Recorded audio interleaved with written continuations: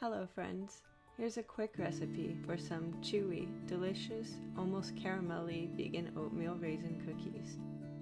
Let's get baking. First, mix together the brown sugar, vegetable oil, vanilla extract, and applesauce.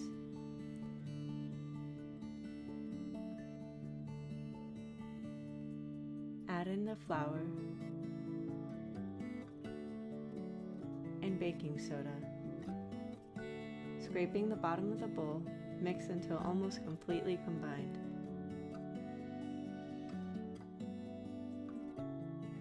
Toss in the oats, raisins, and optional nuts.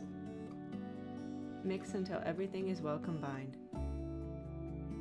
Let the dough sit for about 10 minutes to allow the oats to soak in the moisture.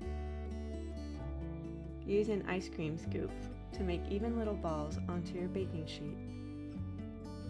Gently press them down and bake at 340 degrees Fahrenheit or 170 degrees Celsius for 10 to 12 minutes, depending on the size of your cookies. Let them cool before enjoying.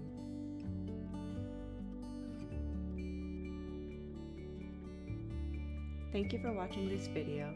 Please support my channel with a thumbs up, follow for more recipes, and stay healthy.